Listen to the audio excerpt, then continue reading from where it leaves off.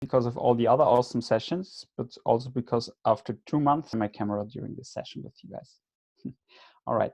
So as the first best practice for mobile development, and this applies in general and not only Qt specific, please ask yourself the simple question: why do you actually want to build a mobile app? That's a great blog post, by the way. If you don't know it, make sure to check it out. That question for the why is really important because there are many apps that just show simple information, but no user actually wants to download an app to just get informations. What users really want is to get some real value out of mobile applications. And you can provide value by using the unique features of mobile phones. This is either because you always have it with you, or because you make it a lot simpler to use compared with a website, for example, by using the gestures or touch control of mobile phones, or by using the other unique mobile specifics like using sensors, Bluetooth access, camera or augmented reality on top of that, using the location sensors and modules or push notifications. And so after you got the value right, you should aim to impress and wow your users with a great user interface and user experience to really have a chance to stand out across all the other mobile applications out there. Currently, there is more than 3 million mobile apps just alone on the Google Play Store, and the same amount approximately on the iOS App Store. So the goal should be to really make something better than these existing applications. And so what does a great user experience actually mean on mobile? Well, the core part is to provide a native user experience. And native means that it follows the design guidelines by the underlying platforms, iOS and Android. I'll give you a few examples, starting with the navigation. So the navigation is quite different on iOS on the left, as you can see here, and on Android on the right. Because on iOS, users are used to using a swipe back gesture, for example, to navigate between different pages, which means they're swiping from the left to the right to go back to a different to the page that we're coming before. And this makes a lot of sense if you think about it, because on Android you have this back button that you can press from the bottom, but on iOS there is no physical back button there. So if you would only have the back button, for example, on the top of the page, this would mean that users always would have to go up to the very top of the mobile phone, which is kind of tricky with especially now that smartphones getting bigger and bigger, which would mean that users actually would need to have and use both of their hands to control your mobile application. So it's really best practice to use this back swipe navigation on iOS.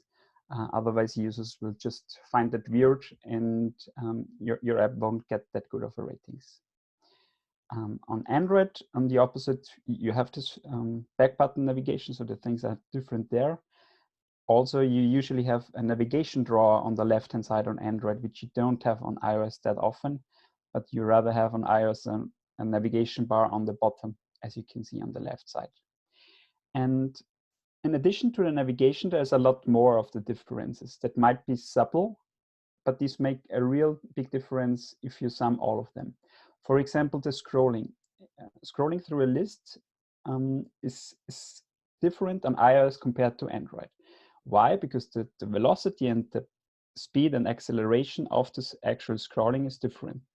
And it feels different on iOS and Android. Also, the scroll bar looks different on both platforms. For example, the bounce back when you reach the end of the top or the bottom is different. And many more things, like, for example, buttons, of course, look different on iOS than on Android. And also, the font sizes and fonts themselves are different. The dialogues are looking different on iOS and Android. So you can see examples for native dialogues here in the video. Also the share dialog, and as you have seen in the last section here was the date or time pickers, for example, which are different. So Qt Quick Controls 2 give you great flexibility to tune the design of single controls, but to get all of these native details right and to get an iPhone styling, they won't get you that far, and your app won't really feel like a native mobile app. So that was one of the reasons why we created the Felgo SDK, which extends Qt with more than 200 of additional APIs to make especially mobile development simpler. And although we have started almost like 10 years ago focusing mobile first, what we have seen in the past years was that the mobile first paradigms and the best practices in terms of user experience from mobile now also spread to other platforms, especially embedded, where it's now best practice to have a smartphone-like user experience. And even if you have a look at the desktop applications, they're getting more and more positive experiences in terms of user experience also from the mobile world. If you compare this like to 10 years ago, traditional MFC apps, this was a very different story back then. So a lot of things have changed in a positive direction. And this is a very positive trend actually also in regards to the APIs that you can use, because you're not limited only to use them on their mobile phones and mobile platforms, but you can use it on embedded and desktop as well. So besides the SDK, we also offer Qt professional services, and we help teams to develop applications for all platforms, mobile, desktop, plus embedded, and do trainings as well on-site and remotely, which is more common now in these days, especially with Corona.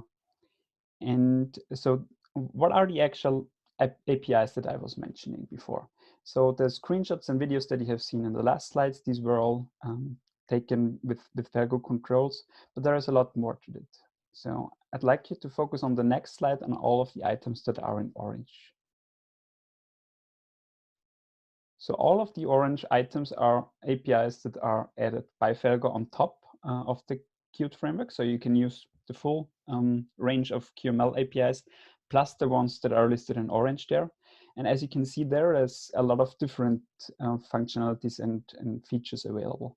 Not only limited to UI and controls, but also revolving around logic, and also, of course, a lot of native functionality. And which of these APIs and components are of most value for you and for your specific project is really depending on the use cases. And I'll just give you like a quick run through what the most common ones, the ones that are most often used regarding mobile platforms. So to start with is adaptive layouts, or also called responsive layouts. And what this is all about is that you are using the available screen size as good as possible. So for example, on a tablet, you really want to show a different UI and you want to provide a different user experience than, for example, on a smartphone, because you have a lot of more space to show. And it wouldn't be a good idea to just scale it up, but rather a better approach is to show a different user interface to the users then. The cool thing is that with the Felgo components, they do this automatically. So as you can see here, it changes whenever the screen gets bigger, changes to a master detail view, where you can show additional content side by side. You can customize that to your liking, but the real benefit is that you don't need to do this all from scratch, but you can work on a base there and work from there. Also, as you could see, is that you can change the platform on desktop for simulation purposes, and that you can switch to desktop as well. So there's also an on desktop styling, which is quite popular nowadays to use, for example, on the left-hand side, an application sidebar where you can easily switch between your navigation main pages, which does not exist on mobile because you don't have the mouse as an input control there. Another topic that is often overlooked but is a key part of user experience is support for notch or display cutout, as it's called on Android, which is the area on the top and the bottom with the rounded edges, where you should still have some content that you're showing, but not something critical that could be overlapped by these top and bottom areas. And this is getting more and more popular due to the most of the devices. The new ones are using this navigation concept. So with the Felgo APIs, you get available components that you can use to support this notch fully, both on iOS plus Android. And you can also control the safe area that is not overlapped and render your content in there automatically. If you're using the APIs from us, they're automatically adapting to use the full screen size, but you can also just use the sizes in QML and then place your content in there. Also, for example, if you want to know the height of the virtual keyboard, this is available as a property, just to give you an example, to make sure that, for example, if the user has the virtual keyboard open, that you shift the whole application up a bit so that the underlying input controls are not getting overlapped by the virtual keyboard. All right, so I've mentioned before that mobile apps need to provide additional value first for the user by using the mobile features like push notifications. And well, to do so, you can use our mobile plugins for that. First of all, for example, here, there is an example how to use push notifications in your Qt applications, which is really as simple as that, as you can see here. So it's like 5 lines of code. You just add the import Felgo statement on the top, and then you get the QML item one signal, which is a push notification provider that then works across iOS and Android cross-platform, just like that. So integration is simple and supported by actually 3 different providers, but also other plugins, like, for example, for analytics and telemetry, Firebase, Facebook, or other third-party services. So our role in this is that we are maintaining and updating these plugins that you can see here to make sure they are working together with the latest Qt versions, iOS and Android versions, the latest Android SDK and NDK versions, and to make sure that also, of course, all the third-party plugins are updated regularly. This can get quite time-consuming if you consider that there's a major update of iOS and Android every year. There's NDK versions like 1 or 2 times a year, and there's 2 major Qt version releases approximately per year. So this sums up quite quickly. So we take care of all of that and also can support you if you want to integrate that into your existing Qt application. Another plugin, which is more advanced a little bit, is to use augmented reality or machine learning in your Qt application, which is also possible out of the box with an augmented reality plugin. If you want to have a look there, I'll share the link at the end of the presentation. Another key best practice for mobile is to test often, especially on your mobile device, because in some cases you need to test on device anyway. For example, when you're using augmented reality or camera functionality, or when you're using sensors or push notifications. So how does the usual development process look like on mobile? Well, actually quite similar like on desktop, right? You write your code, you hit save, compile it, deploy it, and then test it on your mobile phone. With the key difference that this takes a lot longer on mobile than it takes on desktop. So on desktop, if you have like a fairly small application with Qt, it takes maybe like 10 seconds. Bigger applications and more changes might take a minute or 2. A minute is actually quite the minimum that you can get when you deploy your application to mobile. It can be up to 5 minutes or even 10 minutes if you have a lot of assets in there. And if you think about that you probably won't only test it on one device, but maybe on 2 different devices, for example, a smartphone plus a tablet, or for example, on Android and iOS, this gets multiplied quite easily. And more than that, you don't just test it once a day, right? But you test it a couple of times, maybe even 100 or 200 times a day. So there's a lot of time actually that you're waiting until the actual application deploys and you're losing focus from coding itself. So that's why we created a solution for that problem, which is called Felgo Code Reloading, which brings down the whole deployment and testing process to just 2 seconds. So how does that work?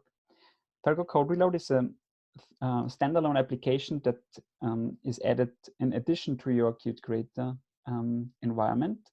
And you can see it here. It's integrated here directly into Qt Creator with the green arrow saying live within Qt Creator. So that's a Qt Creator plugin.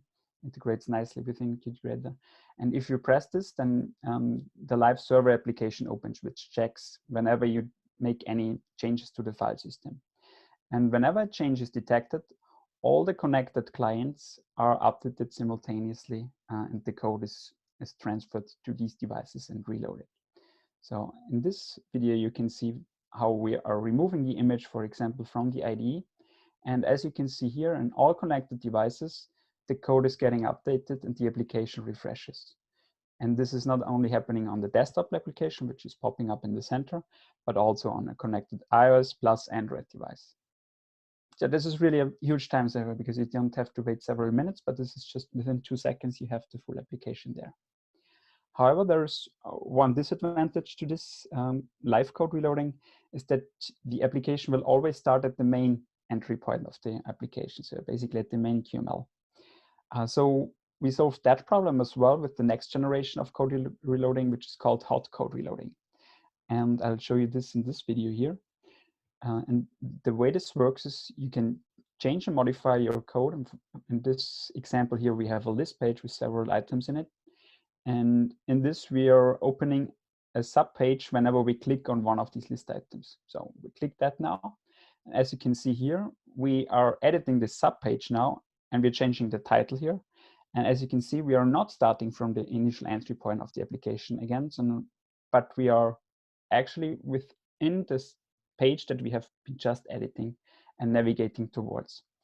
And this really changes the way that you code with Qt actually. Because you will save a lot more often, you will do smaller iterations, you will build your UI more incrementally, and it's not just about like testing simple things and changing properties, but you can do the full range. You can add new QML files, you can modify multiple changes at once, do whatever you want, and see these updates instantly applied to all connected devices. So we also recorded a video of that in Nuremberg at the Embedded World Conference this March, actually, which was before the Corona lockdown, where you can see 3 devices connected simultaneously to the same application on desktop. On the right, you can see an iOS application, in the middle, an embedded device, and on the left, an Android tablet, all showing an automotive demo that we did for an automotive customer.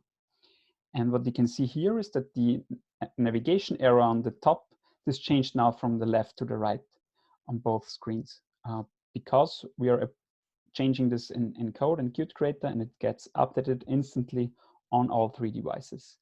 Also, what you can see here, Alex is changing, for example, the image. He replaced that, added a new one. He changes the sizes, the margins, colors, fonts, whatever. So you're not limited to any kind of changes. You can change whatever QML code you have and get these updated across all devices simultaneously. So to summarize, Felgo Code Reload is a standalone tool that works for Qt Creator, Qt Design Studio, Qt 3D Studio, but also Visual Studio, any other text editor IDE you're using. And it works with any Qt and QML project. So you don't need to use any of the Felgo APIs in there. It works with any stock Qt application just out of the box. Also, it's working for mobile, desktop, embedded, plus web. Regarding web, I'll show you a video in a minute. And of course, the only limitation that is there is the code reloading part is only applying to QML code. So, which is also one of the main reasons why we are suggesting to use QML as much as possible in your application. Not only for the user interface, there it's very obvious why you should use QML, but also for application logic, which is not really time critical or not real-time relevant. These things are good to do in C++, but the application logic reacting to user input is mostly not real-time critical because you don't have the mass of data there. And that's very easy to do with QML as well, or doing model handling, for example. There's great components also available in the Felgo APIs that you can use, for example, the JSON list model, which do all the underlying topics in a separate thread under the hood, and you can write the actual logic then in QML and JavaScript. Code reloading also, of course, works if you have custom C++ code. And the way this works is that you just compile your own code reloading application, then integrating your custom C++ code, so the QML code knows about all the model and state details. And you can even build custom versions for any target that Qt supports, so also embedded, for example. A really cool thing about this is also that you can use this technology for over-the-air updates, so you can publish new app updates, not only for mobile, but also for desktop or embedded, and have these live apps updated with the same technology, just over the air, as long as there is an internet connection available. It also is working on embedded, by the way. All right, so, and the last best practice I'd like to share with you guys is for mobile is about the actual publishing process to the app stores.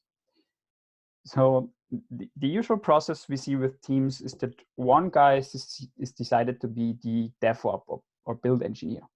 And he's taking care of setting up a build PC. Of course, you need a Mac to publish for Apple in this case, or maybe you even have this integrated in a CI/CD system, like with Jenkins or GitLab CI, to do the actual building process. And then the uploading is most of the time a manual process to the app stores. And however, then the project continues, and then the issues beginning to start, because what happens if the Qt version, for example, changes? What happens if the Android or iOS SDK version changes? The Android NDK version changes? And the NDK version might not work together with the latest Qt version, etc. Or what do you do if the Xcode version changes, or Android, a requirement changes, for example, to have a multi-architecture build like it happened last year, etc., etc. So there are coming a lot of things across in the way that are actually not really benefiting your product. This is just mundane work, but that's holding you back. And we have seen this a very time-consuming task in a lot of the applications that we have built with customers, seeing this over and over again, and also in internal projects that we have been building for mobile. So we created a solution for that problem as well, which is called Felgo Cloud Builds. And I'll show you a video about that, how this works. So basically you hook up your Git repository with the Felgo Cloud Build server, which can both run on the web, but also on your own server. And you can connect that to any public or private Git repository. In this video here, you can see we connect the GitHub repository and decide to push the master branch, use the Qt version, specific one, and then we just hit starting the build. And what Cloud Build does is that it builds the actual application for both iOS and Android all automatically. And you can then go and distribute these binaries yourself over your own website, or you can use just by a simple tick of a checkbox, tick the deploy to app stores button, and then it gets directly uploaded to the iOS App Store, as you can see here, plus the Google Play Store. And you can then connect it with, for example, Apple Test Flight to distribute your beta versions to Apple test users, or distribute it to Google Play Alpha or Beta testing channel, or hit it live instantly. And the really cool thing is you don't need to set up anything manually anymore. This is just, everything's automated, very easy to use. In addition, you can run this on your own server or use the hosted version. And of course, you can also integrate your available custom build steps if you have any. And you can integrate available testing services in there. So we are, for example, in many cases are using Squish for UI testing, also on mobile, where you can do screenshot comparisons and check if the application is still building and is looking like in your previous versions. And you can hook your Squish UI tests or Qt unit tests or Qt UI tests and hook them together with the Cloud Build setup. And in addition to iOS and Android, you can also use Cloud Builds to actually build for desktop platforms, Mac, Windows, and Linux, and also for embedded hardware. And the very latest edition to also use it to build it for the web. Because one more option to do like a very easy publishing besides the Cloud Build or over-the-air updates is by using WebAssembly actually to distribute mobile applications to your testers. And the way this works is that WebAssembly is now with the recent release of Felgo fully integrated into the whole SDK. And the way this works is, as you can see here, the code reloading is also integrated with WebAssembly. What you can see there is that the application is starting in the browser, and you can modify and tweak it in your Qt Create or any other IDE, and you see the application update in your browser at real time, which is really cool. Not only for development, but you can also then publish this mobile application and share it with your mobile testers so they can run it on their mobile phones. Or they can run it in the browser for testing on desktop. You can do the same here and test some of our projects that we built and some of the demos, and the link that I've shared below. Check it out on your own desktop browser. It also works on mobile. It's pretty cool. The first time you see like real Qt applications powered by Qt and Felgo in the browser. This is a really cool wow moment. So the only limitation that you have with WebAssembly is currently that you don't have not that full range of native accessibility, so like native plugins, sensors, etc. But in terms of the look and feel and the UI, these can be like tested very well because you have the full touch and gesture control, for example. All right, so to recap the session, what are the best practices on mobile? First, of course, to provide real value to your users, make sure that you get the value proposition right. Then delight your users with great user experience and native user interface to have a native user experience for your users on mobile. Then, of course, to test the application often during development to get the whole experience and the user interaction right. And to release frequent app updates, because this is also something that's often overlooked in mobile. We just release it once and then we keep it there. It doesn't really work on mobile, but you need to constantly release new updates, and Felgo Cloud Builds really helps you to do that. And the last tip I'd like to give is to really optimize your App Store entry and analyze what users are actually doing with your product so you can improve it. But this is a 30-minute session its own, so we have decided to host another free webinar about it. And you can sign up for that for free and get more info on all the examples that I've shown in this talk. Get a lot of these demos and videos that I've shown with full source code online at felgo.com/qt web address, and also sign up for the webinar then there. All right, so cool, thanks. I'm now looking really forward to your questions, and yeah, I'm going to check these now. Great, thank you for the informative session, Christian. Before we, as we're getting close to the end of the session, if I can just give a quick note that you can find the link to send us the feedback or join the next live session via the page www.qt.io/thank-you survey. You can also, yes, this one, thank you. So you can also join the next session through this page, and also access the Qt Professional Services live chat through this page as well. So you can revert back over to the live event page. Now, let's dedicate some time for a few minutes of Q&A. Cool. So, question, which Qt versions does Felgo support? So we basically support any Qt version that's out there, so we can customize and build Felgo with any Qt version that's available. Also, we can build Felgo for any target architecture and any target hardware that you're having. By default, always the latest long-time supported versions are supported that you get out of the box. But if you have like any other Qt versions that you need it for, just let us know and we can build that for you. Another question was, Felgo only supports mobile? No, and running on all the platforms that Qt supports actually, so also desktop, embedded, and web via WebAssembly.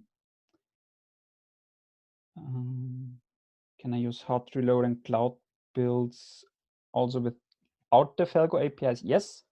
So as I mentioned, this works out of the box with any Qt and QML projects are available, both cloud builds and hot reloading. So these are really separate tools to all the APIs that we're offering, and they're working with a default Qt version as well. And as I mentioned, if you have any custom C++ code, you can just build your own code reloading version that then works, makes the QML code reloading know that the actual state in C++. All right, so do I need to change my application when I want to use Felgo? No, So you don't need to change any of your existing QML APIs. You can just use, for example, some of the plugins, just use push notifications and let the rest of the Qt application remain untouched. So you don't need to change the whole structure of your application to use it. Right. And there is a question regarding licenses. I figured I'd get that, so I prepared a quick slide about that. So there's 3 different licenses available: the free, the indie or startup license, and the enterprise license. Code reloading and cloud build and all, like 95% of all of the APIs are supported with the free license as well. So you get full access to hot reload and cloud builds, plus to most of the APIs. The only APIs that are not available in the free version are some of the plugins like push notifications and the augmented reality plugin. And there is also a published powered by Felgo splash screen in the beginning of the application, which is then gone when you upgrade to one of the other license tiers. Also for targeting embedded platforms, that's the key difference between indie and enterprise. Then you need an enterprise license for targeting embedded. And key difference is also regarding the support that's included as part of the license. And also regarding source code. So all of the demos and applications are open source available, also with the free license already. If you need source code for the actual Felgo framework itself to build it on your own, with your own build machines and for your own setup, there is a source code license available also with the enterprise license. And yeah, and then there's a revenue limit regarding which license fits best to which kind of company. Very similar to what the Qt company did actually with the Qt for small business licenses. And we see mostly that that customers that ordering one of these licenses have one of these 2 Qt licenses already, which is for the indie license, the Qt for small business license, which is quite new, and for the enterprise license, the Qt for application development license or the device creation license are the most popular. All right.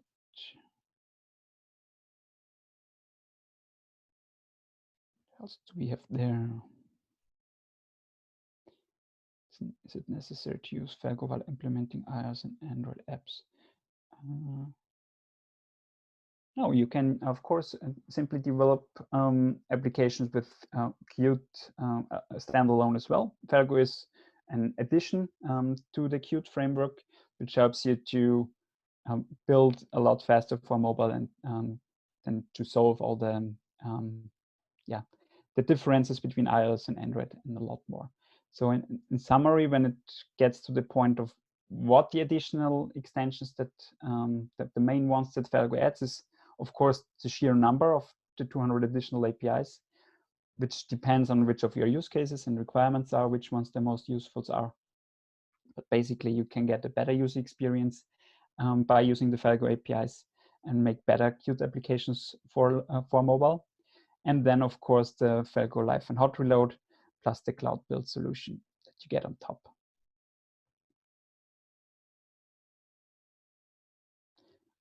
All right, then another question by email is, you said you recommend to use QML as much as possible. When possible, is there a difference in performance in a simple HTTP request or a WebSocket client used by QML and C++? No, there's no real difference in these things, and especially for topics that are like very short in terms of where you don't have an ongoing process, but you just fire a simple HTTP request or WebSocket request. This is perfectly done to be in QML, because the actual implementation of the WebSocket themselves, this is in C++ anyway. And also the Felgo SDK and all the APIs that we are providing, these are in implemented in C++ because the framework shouldn't slow you down. But for actual application logic, this is the perfect fit to do that in QML. And you can also have a look at the demos that we are providing. There's more than 50 demos available with the Felgo SDK. There you can see that even games, for example, have been fully developed with QML, and games have a very hard real-time environment because you can feel it instantly if the 60 frames per second are not reached any longer. And all of the application logic in these games is done with QML as well. And that's possible because all the underlying technology is done with C++, and that is really fast. But for doing the actual application logic or game logic, that's very perfect to do in QML. All right. Yeah, then another question is, can I still use Qt Widget UI for Android application, and what are the limitations? You could compile your application on a widget basis. I highly do not recommend it because widgets were made for desktop, and you can see that when you're deploying it on a mobile. So the touch areas do not really match, and the interface is just a lot different to what it has been when widgets were designed. So I'd not recommend using widgets for Android, although theoretically, and also not for iOS, although theoretically you could build it. So any good Felgo training online anywhere? Yeah, we do have a free Udemy course available when you sign up on the Felgo website. Plus there's also Felgo trainings available on our website, both one-on-one and also in groups. We do these remote as well. How do you manage Apple certificates with Cloud Build? Yeah, you can upload your certificates and in the settings there. And so basically anything that's required for signing or certificate-wise, you can add to the Cloud Build server, and the applications are then signed and uploaded automatically. All right. So I think we covered it all.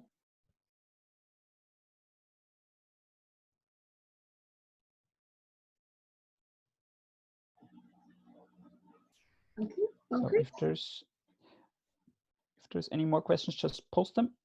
Otherwise, it was a pleasure. Thank you very much, Christian, for joining us today, and everyone online. If you have any additional questions, we can take them in the Q&As and also send them over to Christian. But again, the next session has already started, and you can access the live sessions through that link that we just mentioned earlier, the thank you survey page. So yeah, so if you like the session, make sure to rate all the sessions that you attended. This is helping us in the Qt company a lot to improve the whole process and to make the conference better every year. Yes, thank you very much, Christian. Okay, well, without further ado, we'll let you go, and we'll see you online then. Till next time, keep well, everyone. Stay safe.